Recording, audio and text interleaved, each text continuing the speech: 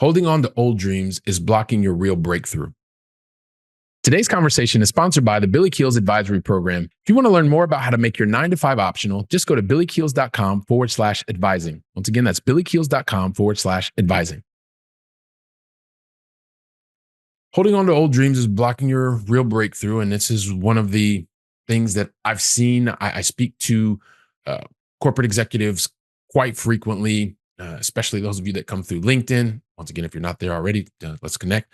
But this is one of the things that it's really painful. And it's also one of the things that I went through. And I think it's important to share it with you because I know at the time I really struggled because I had these dreams, I had these goals, and there's a certain moment in time when you hold on to them for so long and your context changes, holding on to them could be the absolute thing that's really holding you back from the real breakthrough that you want to and that life is waiting for you to achieve. So I want to just talk to you about how I actually held on to my old dreams for too long. And once I finally broke through, finally let go of them, finally moved on to other things, that's when the real breakthrough happened for me. So allow me to share my story with you. And it's very not going to be probably different, but I just want to give you a different way to think about it. Because like most kids, I grew up and everybody asked, "Hey, Billy, what do you want to be when you grow up?" And then most people said, "Hey, listen, I want to be a doctor. I want to be a lawyer. I want to be a fireman. I want to be something else." Well, the first thing that came out of my mouth, that was the thing that I wanted to be. As a little kid, I really wanted to be a doctor. I wanted to be MD because I knew that my pediatrician, he was super awesome to me and he made an amazing impact on me. And plus, it just seemed really cool. They were dressed up and wore these things around their necks to listen to people's hearts and stuff like that. And so that's what I wanted to be. I wanted to be a medical doctor. And I remember going through getting really good grades in elementary school and middle school and high school. And it was until I think high school biology class when we had to cut open a frog, I was like, oof, this is really not for me. And I knew that that was a part of the track to continue to go on. And as we started to open up little animals and realize that this would actually move into another kind of place and started thinking about humans, I was like, definitely don't want to do that. So early on in my life, I guess I gave up on a dream, but I didn't really think about it because I was so young. It's like one of these things that happens when you're super young. You don't think about it too much. You just move, you pivot, and you move on to the next thing. Well, in high school, I gave up on that dream. And then eventually, as I started getting ready to go to college, I knew that I really liked numbers. I always liked calculus. I started liking, well, I liked algebra, I liked calculus. I didn't like geometry so much, but that's a whole different thing. Let me not digress. Come back to what I was talking about. I realized that I wanted to continue to focus on business. There was a thing about money growing up and not having it and wanting to realize that I did want to have it. I wanted to have a lot of it. So I wanted to become the CEO of a really big company because when I started seeing it, like I really wanted to have more of an impact because I wanted to make more money. I wanted to have big teams of people. I wanted to be able to get in these great airplanes and go on boats and all this other kind of stuff. So that's the thing that like was really motivating me. And at the same time, as I got older and I got into college and I had some setbacks and maybe I've talked to you about those. And if I haven't, I'm going to do a whole episode on just what it's like to go through rejection, through failure. I talked about it at a high level, but on this specific story. But anyway, as I realized that I wanted to be the CEO, that was the thing because I wanted to be able to ultimately kind of silently that I wasn't really saying I wanted to continue to prove my value to other people because that was the thing that was really more important than money to me. But then as I realized through corporate, and I'm going to fast forward, right? Because I had a 26-year corporate career and there was one of the things that really was something that left a mark on me forever during my corporate career. Now, as you know, in the 26-year corporate career, the last 16 years, I was at one company, a very large German enterprise software company. It starts with an S and ends with a P. And so you may have heard it once or twice or maybe never. But anyway, I'm helping you out just to kind of give you an idea. Fantastic, market leading company, amazing profit and all this other kind of stuff. But part of that was in the last number of years, the last 7 years, I actually took a lateral move. I stopped managing a business that was a $100 million business across Europe, Middle East, and Africa so that I could go and carry a sales bag and work with large clients face to face because taking that lateral move was going to propel me up the path, right? Up the promotion path, which I'm sure I'm going to talk a lot about that. Stick around for really like episodes coming up really soon because I'm definitely going to talk about the promotion path because there's a whole bunch of stuff that I talked to so many of you about when we're having our strategy calls. And it's really, really important. But once again, let me not digress. I'm going to come back to what I was talking about.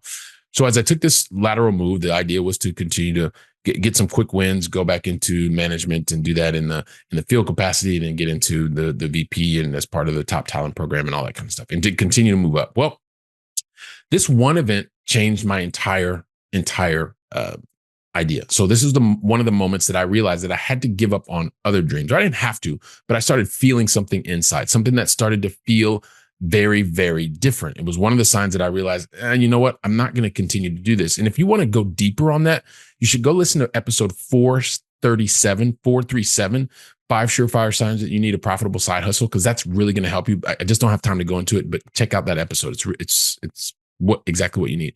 But one of these things that I realized was I didn't want to keep doing this. Why? Because I'm going to explain the scenario to you, and maybe you will understand. Maybe this will be one of the 5 surefire signs that you need as well. But I remember so I got to the point where I was managing a very large account. I had the connection with the CEO of the client company. It was based in Madrid, and the CEO of the region that I was in, the Europe, Middle East, and Africa, I'd organized a meeting between the two of them. So the CEO of the client company, their worldwide CEO, and the CEO of Europe, Middle East, and Africa of the company that I was working for, and also wanted to bring in the CEO of the market unit, or Spain, which is where I work. So imagine this. So it's Billy Keels here, like right, yours truly, organized this meeting with the CEO of the parent company, their global CEO, their global COO, and our CEO of the region of EMEA, Europe, Middle East, and Africa, and the CEO of our market unit of Spain. And so the 5 of us were meeting together one morning, and the meeting was at 7 a.m. Right. So the meeting was at 7 a.m. Keep in mind that the CEO of our region was based in Paris. The CEO of Spain was based in Madrid, and I'm based in Barcelona. And so after that, the 2 clients that were based in Madrid, but primarily flying all over the time. But so we have this meeting at 7 a.m. I get there the night before because I was in Mallorca the morning before. I flew from Mallorca to Barcelona because I needed to get some things at home. Plus, I always love being able to go and see my family. And then I knew that I had to go to Madrid. So I get to Madrid in the evening. The CEO of our Spanish market unit was already in Madrid. And then we were meeting the next morning at 6 a.m. for breakfast with the CEO of our region, who was flying in. And I can't remember to this day if he was flying in from South Africa or if he was flying in from somewhere in the East, right? But I knew that he wasn't flying through Paris. So we get there, we meet. His flight actually was supposed to get in at midnight. It ends up getting in at like 1:15, 1:30 in the morning, because I found that out before we went to bed. But anyway, at 6 o'clock, we're meeting, we have breakfast. So we comes down, I'm there before because of course I'm eager and I want to make this really great impression because we've got like these really very important people in our organization. And I get there. And so the CEO of the region comes down, he talks to us. He looks like perfect. He has got his great suit on. He's got his little backpack, and it looks like his backpack, or not his backpack, but his rolling bag, his handbag. I don't know. He got there for 4 hours and probably slept and was doing all this other kind of stuff. So we get right into the meeting at 6 a.m. Boom, boom, boom. And he tells us the plane got in late, some pleasantries in the very beginning, but then we're full on into the briefing.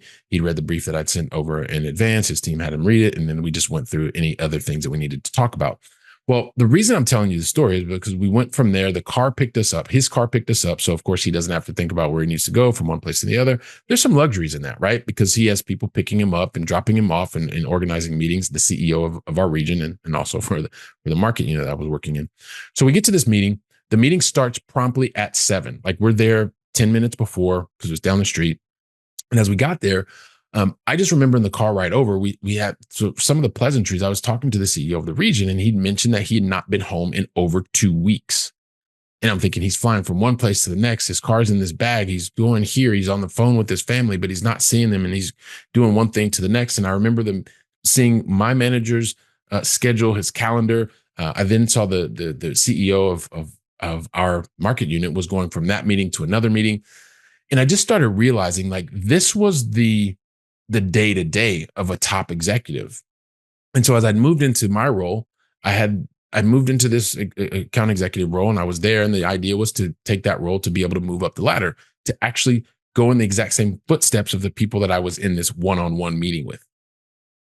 And I realized I had this side business that was really starting to take off.